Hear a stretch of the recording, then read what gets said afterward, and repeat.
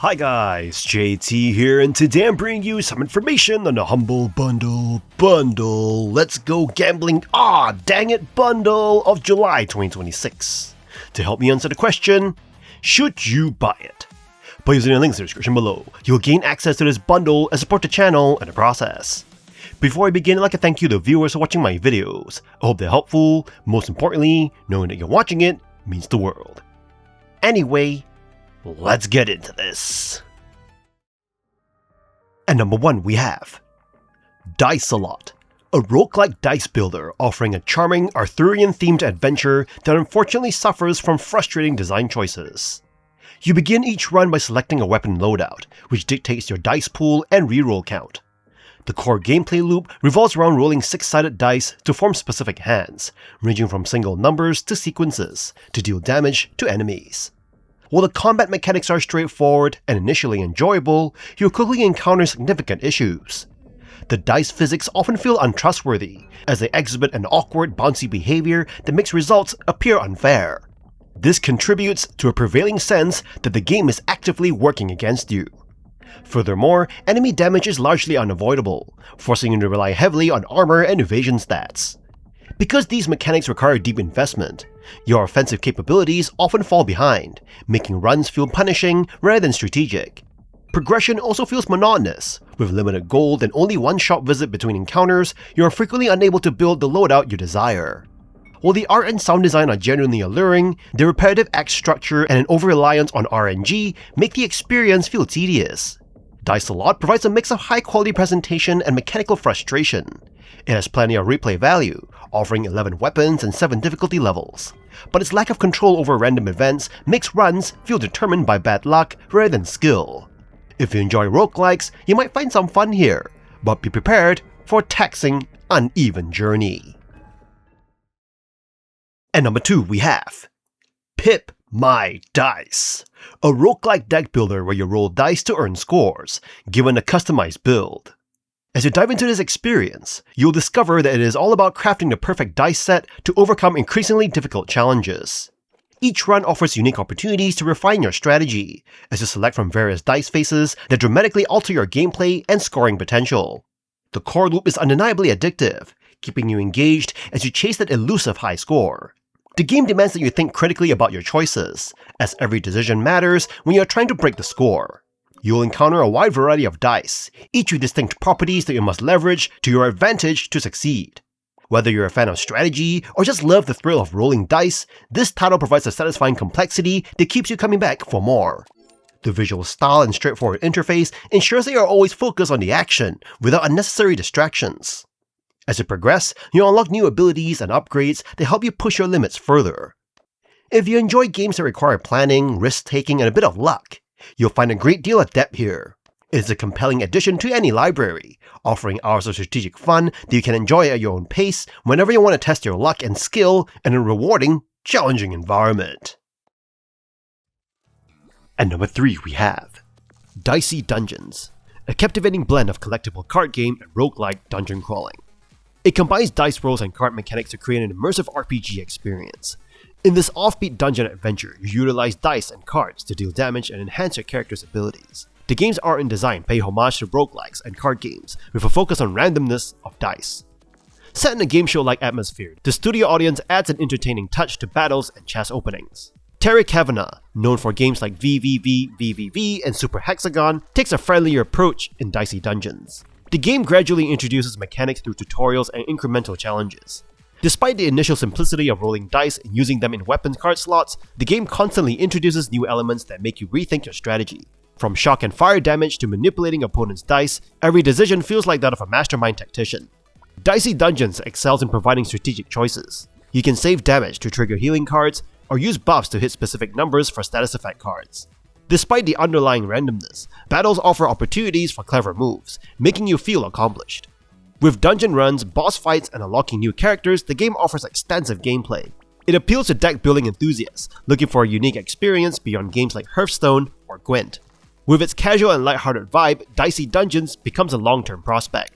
The game's world building is exceptional, creating a surreal 90s cartoon-like atmosphere through dice rolls. While lacking multiplayer, it shines as a solo deck-building adventure with great art and presentation. Dicey Dungeons is an endearing, compulsive, and eccentric game that keeps you exploring its delightful world. And number 4 we have This Ain't Even Poker, Ya Joker! A card-clicking incremental game where you're trapped in a carnival by a disgruntled jester. To earn your freedom, you must collect a staggering 1 billion gold coins. While you might tell the jester you are great at poker, he is quick to remind you that this isn't traditional poker at all. It is a stylized clicker that prioritizes upgrades and automation over complex card strategy. You begin with a single deck and flip one card at a time, earning coins based on the card's value. As you accumulate wealth, you can expand your hand up to 5 cards, allowing you to randomly hit scoring poker hands like straights or 3 of a kind. Eventually, you can manage up to 10 decks simultaneously. The game is highly automated. Once you unlock the auto flipper, you can sit back and watch the gold roll in as the system calculates your best hands for you.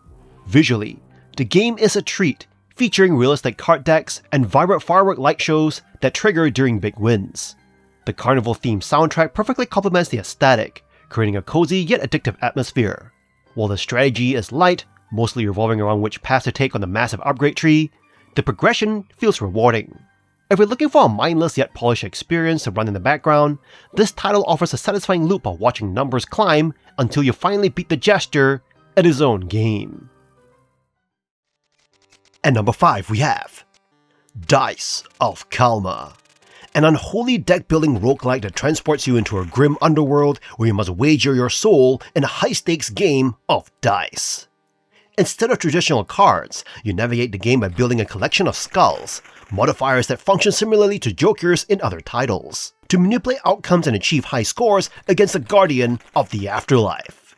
Your primary goal is to survive 25 increasingly difficult rounds by rolling poker-style hands. You begin each turn with a set number of dice, and you must strategically use your limited rerolls to chase down specific combinations like pairs, straights, or 5 of a kind. The challenge lies in how you construct your deck. Picking the right skulls is essential to creating synergies that multiply your score and turn a disastrous roll into a victory. While the gameplay loop feels immediately familiar to fans of Balatro, it manages to establish its own identity through a dark, foreboding, and retro-inspired aesthetic. It is easy to learn, but difficult to master, as the randomness of the dice can lead to intense moments of tension when your rerolls are spent and victory hangs by a thread. Though some may find the repetitive nature of the rounds tedious over long sessions, it remains a perfect quick-fix game for short bursts of play. If you enjoy deep strategic thinking, discovering powerful deck combos, and testing your luck against a relentless adversary, this title offers an engaging, chilling, and highly replayable experience that is well worth your time.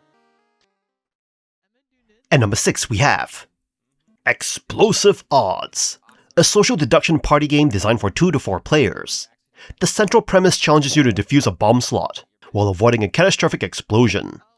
Additionally, you're given the freedom to customize your bot, allowing you to personalize your character within the game.